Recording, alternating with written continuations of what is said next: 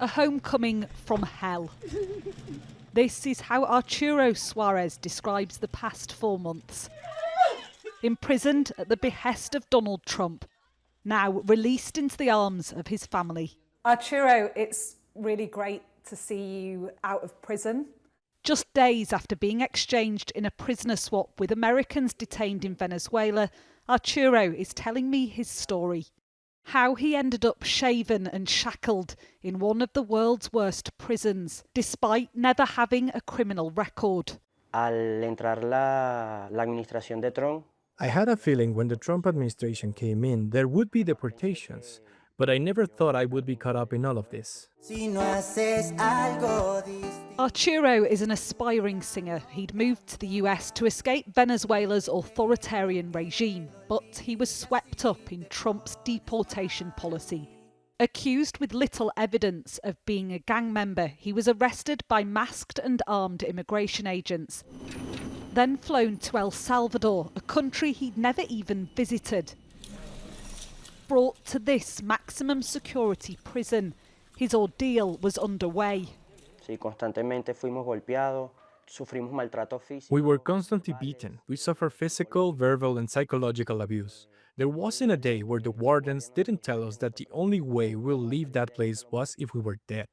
In fact, the first words that the head of the prison said to us after the first beating was, "Welcome to hell." The Trump administration paid El Salvador millions of dollars to imprison more than 250 Venezuelan men here. Do not come to our country illegally. Homeland Security Secretary Kristi Noem visited for a photo shoot. Obviamente hicieron un espectáculo de esto. Obviously, they did a show of this. They had cameras. When she came in, my cellmates and I began to make the help sign, which she disliked a lot. We began to shout freedom. So you believe that Arturo is on this picture? I spoke to Arturo's brother Nelson back in April as he appealed for his release. He said Arturo's only crime was having tattoos, which the White House cited as evidence of involvement with gangs. Now Arturo shows me them. Most, he says, are in tribute to his late mother. Do you think the Trump administration truly believed that you were a gang member, or do you think they just wanted as many Venezuelan people as possible out of the country? Creo que solo lo hizo para. I think it was just an excuse to get us out. We weren't taken for having tattoos or belonging to a criminal gang. We were taken for being Venezuelans.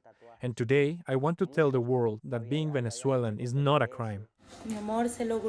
Arturo had hoped to be reunited in the United States with his wife Natalie and their baby, who are currently in Chile.